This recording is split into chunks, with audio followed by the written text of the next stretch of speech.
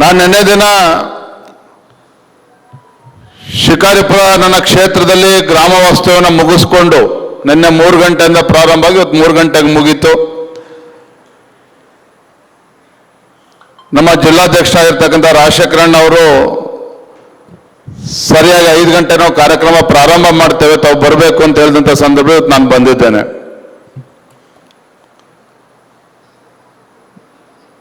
ಬಂಧುಗಳೇ, ಇವತ್ತು ರಾಜ್ಯದಲ್ಲಿ ಕಾಂಗ್ರೆಸ್ ಸರ್ಕಾರ 3 ವರ್ಷಗಳನ್ನು ಪೂರೈಸಿದೆ. ಮುಖ್ಯಮಂತ್ರಿ ಬದಲಾವಣೆ ಆಗಿದೆ. ಮುಖ್ಯಮಂತ್ರಿಗಳು ಕೇವಲ 10 ಸಚಿವರೊಂದಿಗೆ ಸರ್ಕಾರವನ್ನು ನಡೆಸ್ತಾ ಇರ್ತಕ್ಕಂಥ ರೀತಿಯನ್ನು ನೋಡಿದ್ರೆ ಸ್ವತಃ ಮುಖ್ಯಮಂತ್ರಿಗಳಿಗೆ ಭಯ ಕಾಡ್ತಾ ಇದೆ.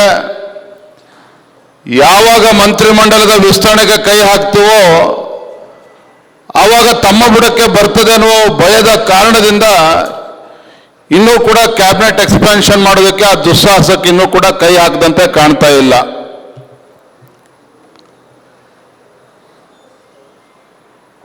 ಪತ್ರಕರ್ತರಿಗೆ ನೋಡುವಂಥವರಿಗೆ ಏನಪ್ಪ DK ಶಿವಕುಮಾರ್ ರಾಜ್ಯದ ಮುಖ್ಯಮಂತ್ರಿಗಳಾದ್ಮೇಲೆ ಎಲ್ಲವೂ ಕೂಡ ಸರಿ ಹೋಗಿದೆ ಅಂತೇಳಿ ಅನ್ನಿಸ್ತಾ ಇರ್ಬೋದು.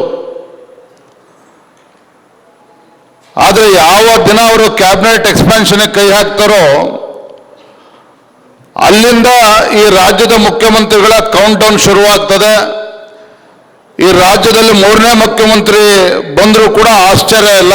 ಆ ರೀತಿ ಒಂದು ಆಂತರಿಕ ಕಚ್ಚಾಟ ಕಾಂಗ್ರೆಸ್ನಲ್ಲಿ ಪ್ರಾರಂಭ ಆಗ್ತಕ್ಕಂಥದ್ದನ್ನು ಯಾರೂ ಕೂಡ ತಡೆಯೋದಕ್ಕೆ ಸಾಧ್ಯ ಇಲ್ಲ.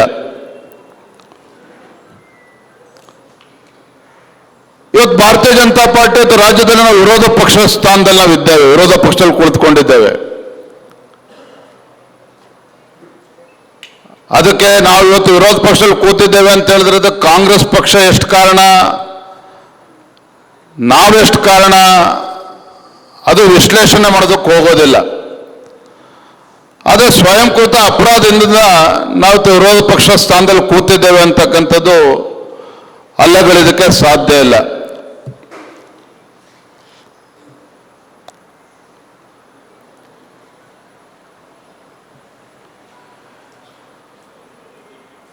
ಇವತ್ತೆಲ್ಲೋ ಒಂದು ಕಡೆ ನಾವು ಕೂಡ ಮುಖಂಡರುಗಳು ಇವತ್ತು ಒಗ್ಗಟ್ಟಾಗಿ ಒಂದಾಗಿ ಮುಂದೆ ಸಾಗಬೇಕಾದಂಥ ಒಂದು ಅನಿವಾರ್ಯತೆ ಇದೆ.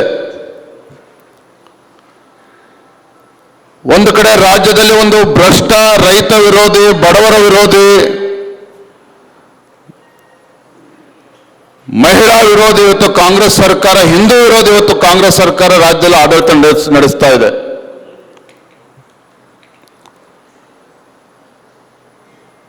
ಮತ್ತೊಂದು ಕಡೆ ನಮ್ಮ ಆಂತರಿಕ ಸಮಸ್ಯೆಯು ಕೂಡ ನಮ್ಮ ಕಾರ್ಯಕರ್ತರ ವಿಶ್ವಾಸ ಬರ್ತಾ ಇಲ್ಲ ಅಂತಕ್ಕಂಥದ್ದು ಕೂಡ ಅಷ್ಟೇ ಸತ್ಯ. ನಾನು ಪತ್ರಿಕಾ ಮಾಧ್ಯಮದ ಸ್ನೇಹಿತರಿಗೆ ಬಹಿರಂಗವಾಗಿ ಮಾತನಾಡ್ತಾ ಇದ್ದೇನೆ. ರಾಜ್ಯದ ಅಧ್ಯಕ್ಷನಾಗಿ ವಿಚಾರವನ್ನು ಹೇಳೋದಕ್ಕೆ ನನಗೇನು ಸಂಕೋಚ ಅಂತೇಳಿ ನನಗೇನು ಅನ್ನಿಸ್ತಾ ಇಲ್ಲ.